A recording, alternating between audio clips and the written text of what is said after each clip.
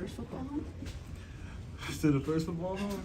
Man, the nostalgia, just being back in Folsom, it was crazy, it was amazing, it was everything that I dreamt it to be. Just being out there and playing in front of 60,000, 70,000 fans, it was packed out. Like, shoot, they did it for home games even when we were losing when I played. So just thankful for the fan base. I didn't hear too much chatterboxing, just a little more people cheering me on, and I was thankful for that. It's probably obvious, but I mean, it must not have been hard at all for you to get up for this.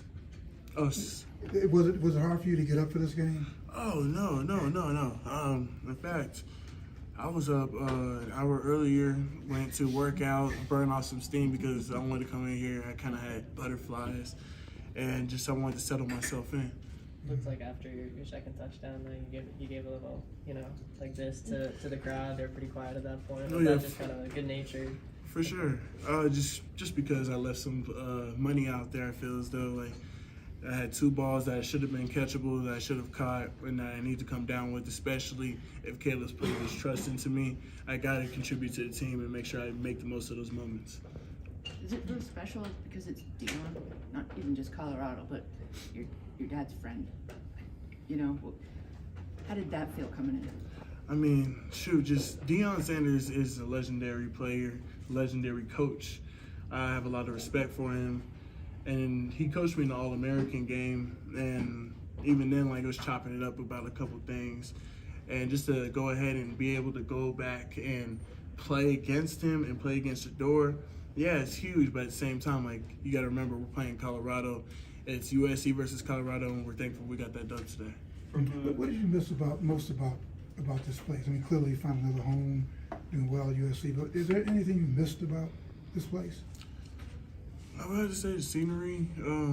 I really when I first came to Colorado, just coming over that hill and just looking into all of Boulder, that's what I really loved, and that's what made me fall in love with Boulder.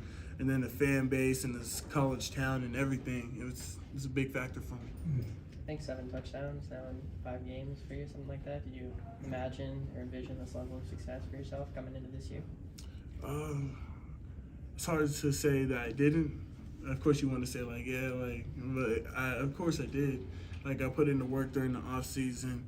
I went through some days that you just didn't want to get up, and came in and got some extra work with Caleb.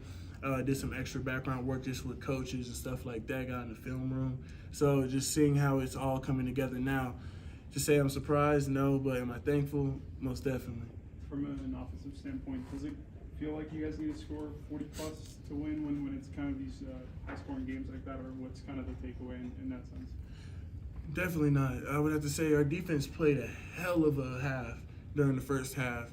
They came out there, they shut them out for they barely scored 14 points, and it was only because offense turned it over. And I would have to say during that second half, we came out sluggish too as an offense. If we can play 4 quarters of football as a team, as a unit, I think we can take this wherever we want to go. Did the Colorado defense do anything different in the second half?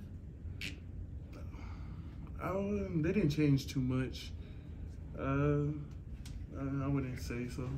When the trainers came out, what happened? And were you trying to talk them out and take them off the field? Yeah, I was trying to hurry up and get up because I didn't want to come out the game. I had a stinger. I hurt my groin for a quick second. So I was just trying to breathe it out and go ahead and get up. And they came rushing on because they thought that I got hit in the head. Well, apparently I did, but but yeah, I'm just trying to get up and just trying to stay in the game, stay in the tune, stay in the rhythm, because I know I got to make that next play. My team needs me out there. I got to contribute. 6 touchdowns for Caleb today. Are there times when you guys as receivers feel almost people generally take what he does for granted sometimes, or just People definitely take what he does for granted, and it won't be until he leaves that people will really realize the greatness that they're watching and what they really get to come out here and see every single day. I would have to say, just for the wide receiver group, you got to be thankful you're in the wide receiver group that's so talented, and Caleb's going to go ahead and spread the ball out to each and everybody. So you got to go ahead and make sure you make the most of those moments. Along the same line, just your final thoughts about Shedeur. I mean, you've known him for a long time. You guys are friends. Again, but you're at USC. Just your final thoughts about him and what he's doing, what he's been, you know. He's the real deal. From what I've seen time and time again, he's the real deal. He's a great pro style running quarterback that can go ahead and leave the pocket if necessary, as you guys saw today. He makes the right decisions, right timing, right out the break. He throws the ball, and he gets the ball out of his hands so quickly, it gets our defensive line tired, and that was a huge factor in today's game. Thank you, Brendan. Thanks, Brendan. Thank you, guys. Best of luck.